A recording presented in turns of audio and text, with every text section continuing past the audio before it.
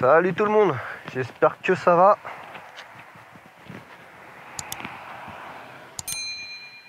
Hop là. Aujourd'hui, en mode tranquillou, la canicule elle est passée. Je vais te parler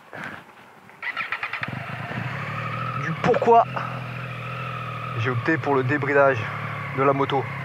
Comme ça permet de terminer la petite série sur le débridage.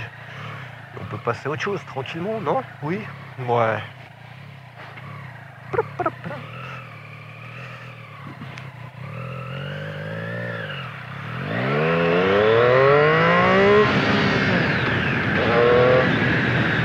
Alors,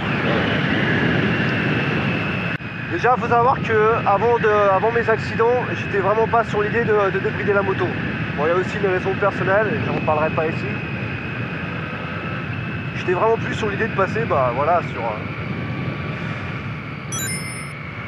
une... Il m'a mis un vent ce bâtard ou quoi? Bref. J'étais plus sur l'idée de passer sur une moto full, un street 765. Bon. Mais quand j'ai eu mon accident, j'ai quand même passé plusieurs temps, tu vois, à me poser la question. À savoir, est-ce que, en fait, je me débrouille pour reprendre une 660? Parce qu'au niveau assurance, je t'avais dit c'était compliqué au niveau du prix, machin chose. En France, on ne veut pas. Ou j'attends quelques mois pour repartir sur une... pour partir directement sur une 765 avec le permis A. Bon, déjà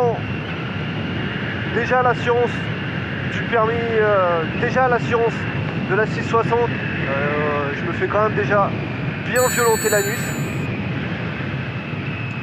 Alors quand j'ai demandé, et une 765, j'ai même pas spécifié le modèle, hein, mais bon. L'assureur m'avait fait... Ah, un petit triomphe. L'assureur m'avait fait, bah écoute, c'est possible, nous on te l'assure, mais ça va faire 400 balles par mois. Hein 400 balles par mois, mais t'es ouf toi, ça va pas la tête. Et ouais, c'est ça d'être un gros malissé. Donc... l'idée de rester sur une 660, enfin de reprendre une 660 et de pouvoir la débrider, c'était quand même plus intéressant. Sachant que financièrement, le débridage, ça m'a pas allumé plus que ça. Ma cotisation, elle est restée identique. Ah, c'est déjà ça, quoi. Parce que je suis quand même à plus de 150 balles par mois. Avec une couverture pas terrible, mais bon. Hein, ça, j'ai fait mon choix. Et quel choix, quel choix. Wouhou. Donc voilà, tout ça, ça a quand même déjà un prix. Puis aussi, pendant ma période sans moto, j'avais fait le tour des assurances. J'avais aussi fait pas mal de rencontres, tu vois, pour parler un peu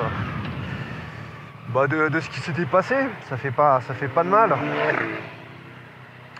Et ok. Et dans ma période, dans cette période-là, j'avais quand même vu des mecs qui m'avaient dit, écoute, tu vois, on peut comprendre, t'as ton permis A2, t'as vraiment envie de passer sur un truc beaucoup plus puissant, 150 chevaux, machin chose.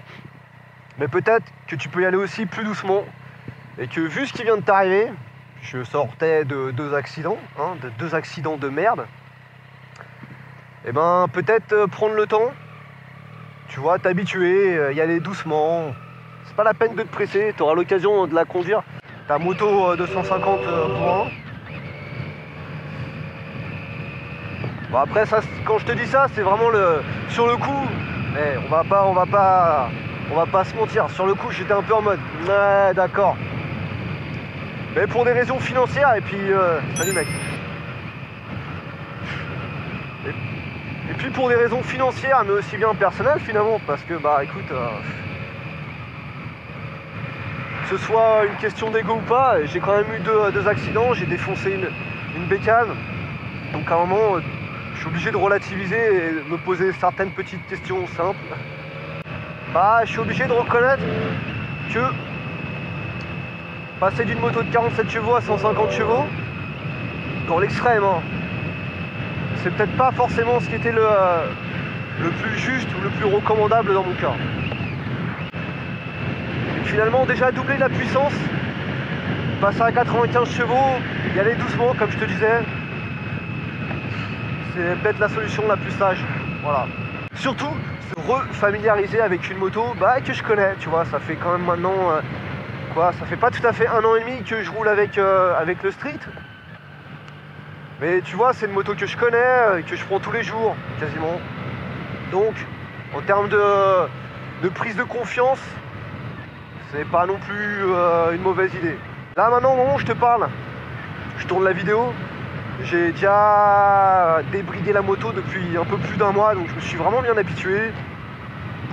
Les premières sensations que je t'ai décrites dans la précédente vidéo, se sont atténuées. Hein. Je sens un peu moins, je te dis, plus habitué. Que ce soit au niveau de la patate ou de l'équipement, parce que je te disais que l'équipement était un poil moyen. Effectivement, je ressens toujours la baisse se déclencher plus rapidement. Mais après, t'apprends en fait, tu retrouves tes repères, donc c'est pas trop un problème.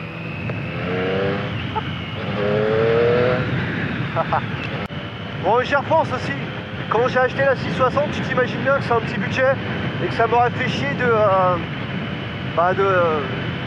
la revendre au bout de 3 mois, quoi. Enfin, encore une fois, c'est stupide. Parce que c'est un investissement, parce que c'est une moto à 10 000 boules, mec. Tu vois, j'ai pas encore perçu les moyens pour changer de moto tous les 6 mois. Au final, si tu kiffes la moto, que tu as mis tes billes dedans, pourquoi pas continuer un peu avec, te faire une première expérience en permis A. Eh mais attends, mais ça c'est un poteau. Tchuss, mec.